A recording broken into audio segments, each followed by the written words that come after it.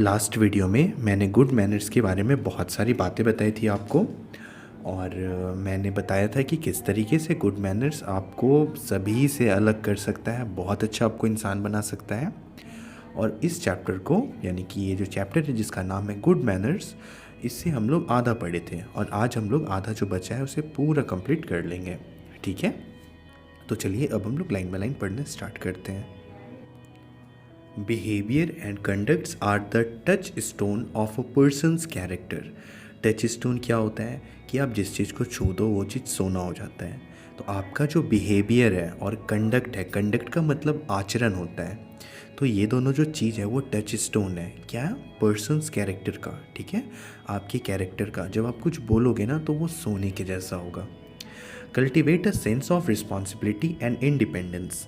आप अपने अंदर कोशिश करो कि आपके अंदर जो है ना वो रिस्पॉन्सिबिलिटी की बीज बो जाए। ठीक है, इसका ये मतलब है कि आप कोशिश करो कि आप, जैसे आप अपना खाना जब खाते हो तो आप जो आपके पेरेंट्स हैं, आपके जो पेरेंट्स हैं, उन्हें ये बोलना ना पड़े कि बेटा जाकर हाथ धो लो, बेटी जाकर हाथ धो लो।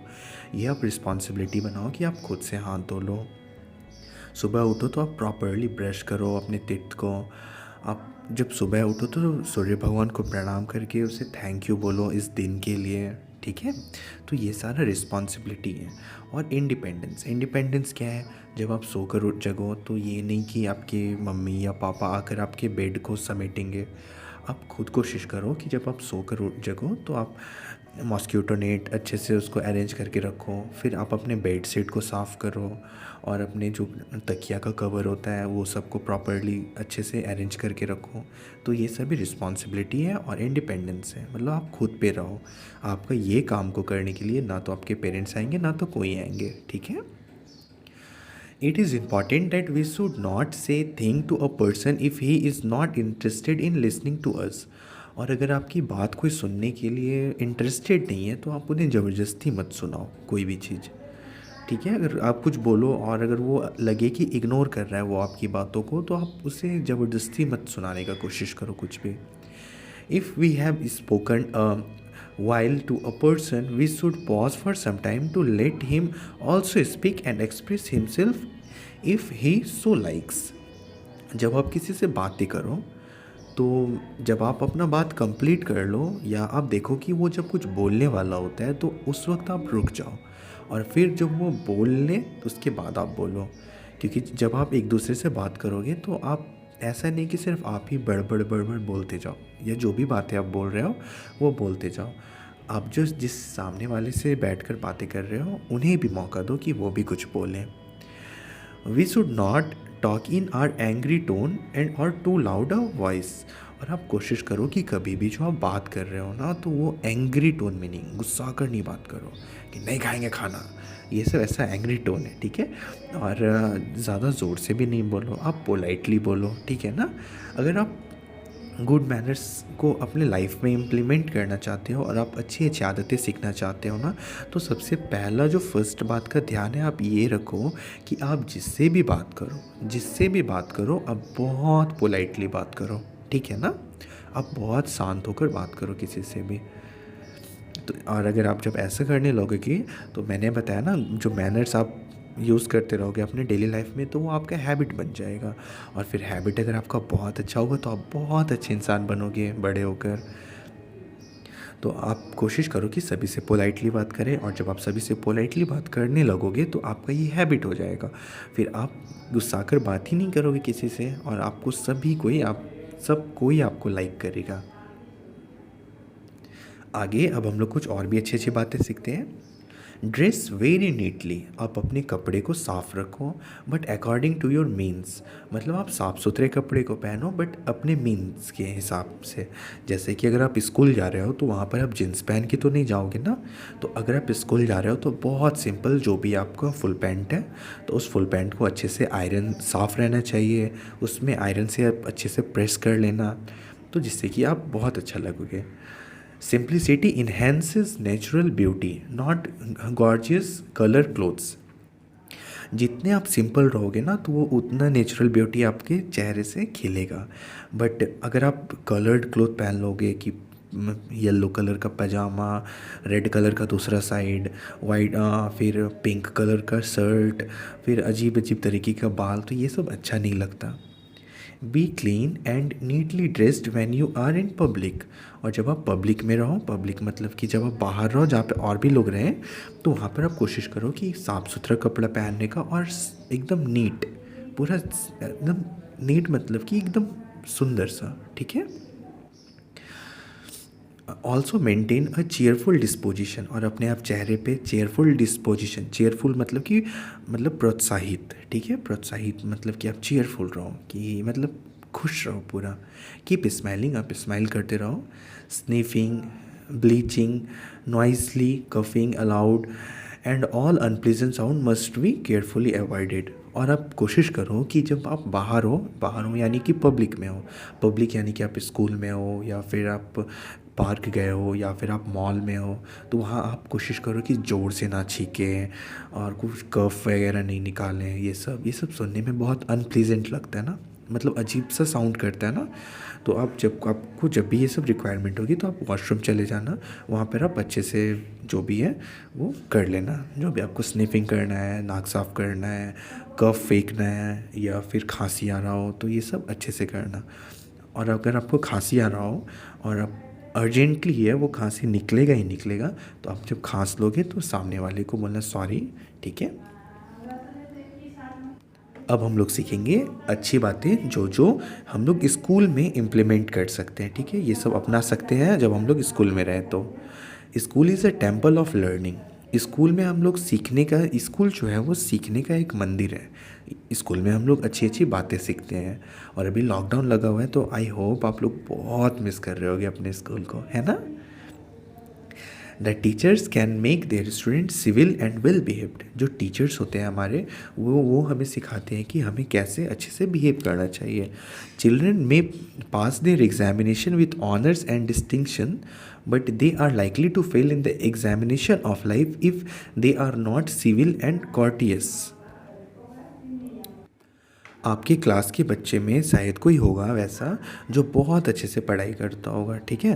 तो जो पढ़ाई करता है बट वो टीचर को अच्छे से बिहेव नहीं, टीचर के साथ अच्छे बिहेव नहीं करता, क्लास में गुड मैनर्स के साथ नहीं रहता, तो वैसे बच्चे तो एग्ज़ामिनेशन में पास हो जाएंगे, वो एग्ज़ाम में पास हो जाएंगे, बट लाइफ का जो एग्ज़ाम होगा ना उसमें वो फेल कर जाएंगे, ठीक है।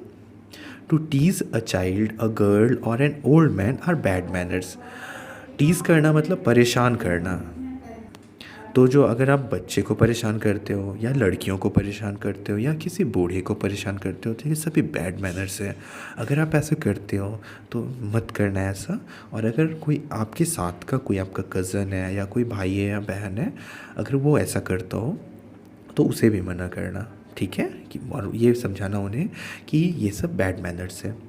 And we should not indulge in such activities. और हमें ये सब एक्टिविटीज़ में इंडल्ज नहीं रहना चाहिए, मतलब ये सब एक्टिविटीज़ नहीं करना चाहिए। When the bell announces the time of assembly for school, pupils should stop talking and playing and silently go to the place of assembly. जब असेंबली के लिए बेल बजती है तो उस बेल को सुनने के बाद आप सीधा असेंबली के लिए निकलो। अगर आप बात कर रहे हो तो आप बात करना बंद कर दो, और कोई भी चीज़ आप खेल रहे हो तो खेलना बंद कर दो, आप फिर आप शांति से आप असेंबली की ओर जाओ। Avoid by all the regulation of school. और जितने भी स्कूल के रूल्स हैं उसको सभी को फॉलो करो। स्कूल में करो, होटल में करो, लाइब्रेरी में करो, ये सभी जगह पर जो भी रूल्स हैं कि आपको शांत रहना है तो आप वहाँ पर शांत रहो। Do not be too talkative. और आप बहुत ज़्यादा बात मत करो। और अगर क्लास में अगर आपका कोई फ्रेंड आपसे बहुत ज़्यादा बात कर रहा है तो आप उसे मना करो कि स्कूल तो पढ़ने की जगह है ना, तो यहाँ पे हम लोग पढ़ाई करते हैं, बात हम लोग कभी और कर लेंगे जब हम लोग बड़े हो जाएंगे तो, बट अभी मत करो। और अगर आपका फ्रेंड फिर भी नहीं मानता है तो आप अपने टीचर से कंप्लेंट कर दो कि sir he is disturbing me, ठीक है। तो अगर जब आप ऐसे बोलोगे तो सर उस लड़के को पनिश करेंगे और फिर वो फ्यूचर में भी कभी बात नहीं करेगा। Keep silence when you are expected to. और आप शांत रहो जब बोला जाए कि आपको कुछ नहीं बोलना है तो। Always be punctual and in time. और आप हमेशा टाइम पे रहो। बी मॉडेस्ट एंड सिंपल, और आप मॉडेस्ट रहो मतलब काम रहो, शांत रहो, और सिंपल रहो। बी काम एंड ग्रेसफुल, और आप पूरा शांत रहो और आप ऐसा बिहेव करो कि मतलब आप सबसे बेस्ट हो और आप सब कुछ सीखो अपनी क्लास में, ठीक है।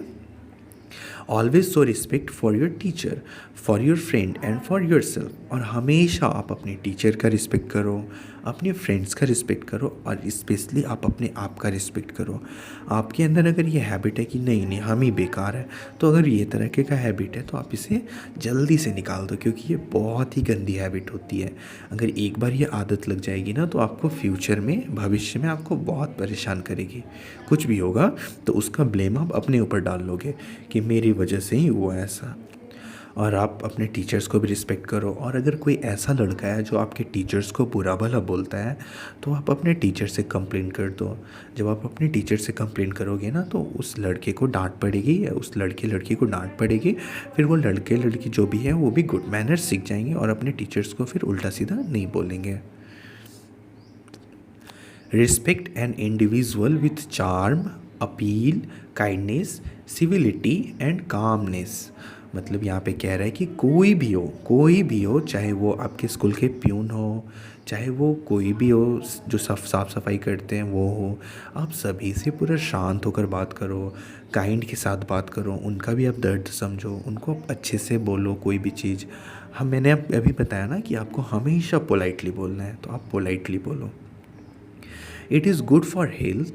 It is good for health to play all indoor and outdoor games. In the play field, you must learn and follow discipline, cooperation, tolerance, team spirit, unselfishness, determination, and understanding. अब हम लोग सीखेंगे कि हम लोग कैसे प्लेग्राउंड में अच्छे से बिहेव कर सकते हैं, ठीक है। हम लोगों ने सीख लिया स्कूल में कैसे बिहेव करते हैं, अब प्लेग्राउंड की बारी है। तो जब भी आप कोई भी गेम खेलो तो आप डिसिप्लिन के साथ खेलो। अब देखो जैसे कि अभी तो लॉकडाउन लगा हुआ है तो आप फ़ोन में गेम खेल रहे होंगे, तो जब आप फ़ोन में गेम खेल रहे होते हो तो आप एक टाइम बांध लो कि मुझे हाफ़ एन आवर ही खेलना है या फिर 1 आवर खेलना है, इससे ज़्यादा मुझे नहीं खेलना है। आप कोशिश करो एकदम डिसिप्लिन में रहने का, और उसी वक्त में जैसे ही 1 आवर हुआ या हाफ़ एन आवर हुआ तो आप गेम को छोड़ दो। क्यों? अगर आप गेम को नहीं छोड़ोगे ना तो अगर आप ज़्यादा देर तक गेम को खेलोगे तो उससे आपकी आँख को नुकसान पहुंचेगा, और अगर आपके आँख को नुकसान पहुंचेगा तो आपके ब्रेन को भी नुकसान पहुंचेगा, और ब्रेन को नुकसान पहुंचेगा तो बॉडी में नुकसान पहुंचेगा। बॉडी कमज़ोर हो जाएगी तो आप पढ़ाई नहीं कर पाओगे, और पढ़ाई नहीं कर पाओगे तो अच्छे मार्क्स नहीं ला पाओगे, अच्छे मार्क्स नहीं ला पाओगे तो फिर आप लाइफ में कैसे कुछ बेहतर करोगे, है ना। तो आपको बहुत अच्छे से रहना है। और फिर अगर आउटडोर गेम्स, अगर कोई बाहर कोई क्रिकेट है तो वहाँ पे भी आप डिसिप्लिन में रहो, मतलब जो भी है, जो भी रूल्स है क्रिकेट का या फिर कोई भी गेम का, तो उसे आप अच्छे से फॉलो करो। वैसे आप मुझे कमेंट सेक्शन में बताओ कि आपका फेवरेट ऑनलाइन यानी कि इंडोर गेम कौन सा है और आउटडोर गेम कौन सा है, ठीक है। मैं सभी का कमेंट्स देखूँगा। कोऑपरेशन का मतलब होता है मिलजुल कर खेलना। टॉलरेंस मतलब अगर आपको चोट लग गई बाय मिस्टेक किसी से तो इसका मतलब ये नहीं कि आप उसे दौड़ा दौड़ा के मारने लगना, आप थोड़ा सा टॉलरेट करना कि उससे गलती से ना लग गई तो उससे सॉरी, मतलब अगर वो बोले सॉरी तो आप बोलना इट्स ओके। फिर टीम स्पिरिट है कि मिलजुल कर रहना। अनसेल्फिशनेस मतलबी बन के नहीं रहना है, आपको सभी को लेकर चलना है। डिटर्मिनेशन एकदम आप बहुत डेडिकेटेड होके खेलो, और अंडरस्टैंडिंग मतलब बहुत अच्छे से खेलो। Play the game in the spirit of game, the captain's order must be obeyed, और अगर आपका कैप्टन कोई ऑर्डर दे रहा है तो उसे आप मतलब मस्ट है कि फॉलो करो। If you lose a game never lose temper, self control is the secret of success. और अगर आप मान लो कोई गेम खेल रहे हो, ठीक है, और मान लो कि उसमें आप, चलो मानता हूँ कि क्रिकेट खेल रहे हो, और क्रिकेट अगर खेल रहे हो और उसमें अगर आप फर्स्ट बॉल में ही आउट हो गए तो इसका मतलब ये नहीं कि अरे ये तो ट्राई बॉल था, बॉल बहुत तेज़ था, मतलब फास्ट बॉलिंग था, तो ऐसे नहीं करना है आपको। आप आउट हो गए तो आउट हो गए, आपको बहुत अच्छा से चले जाना है, आपको गुस्सा नहीं करना है, आपको विकेट उखाड़ कर नहीं फेंकना है, ठीक है। अब हम लोग अब लास्ट आ गया है इस चैप्टर का, तो इसको जल्दी से कंप्लीट कर लेते हैं। According to Morris Francis Egan, Morris Francis Egan कहे थे, the best manners come from the heart. जो बेस्ट मैनर्स होते हैं ना वो दिल से निकलते हैं। The best etiquette from the head. Etiquette का मतलब होता है शिष्टाचार, मतलब अच्छी अच्छी जो शिष्टाचार मतलब बातें होती है, अच्छी बातें, वो हमारे दिमाग से निकलता है। But the factors of one and the knowledge of others go together, by which the world name a gentleman or a gentle lady and finally mean well bred। ठीक है, तो अब आपसे मैं ये एक्सपेक्ट करता हूँ कि आप जितनी भी बातें सीखे हैं इस चैप्टर से, आप सभी को अच्छे से इम्प्लीमेंट करेंगे अपने लाइफ में। और आप मुझे ज़रूर बताना ये कमेंट सेक्शन में कि आपका कौन सा फेवरेट गेम है, ऑफलाइन और ऑनलाइन दोनों, मतलब इंडोर गेम में आप कौन से गेम खेलते हो और आउटडोर गेम में कौन सा गेम खेलते हो और कौन सा गेम आपका फेवरेट है। ठीक है ना, मैं बहुत जल्दी मिलूँगा नेक्स्ट वीडियो में, तब तक के लिए बाय। आपने चैनल को नहीं सब्सक्राइब किया तो चैनल को सब्सक्राइब कर लो, ताकि इस तरीके की अच्छी अच्छी वीडियोस आप देख पाओ। ठीक है, और ये वीडियोस को आप शेयर भी कर सकते हो अपने फ्रेंड्स के साथ और फैमिली मेम्बर्स के साथ, अपने कज़न के साथ, किसी के भी साथ। ठीक है, मैं आपसे बहुत जल्दी मिलूँगा।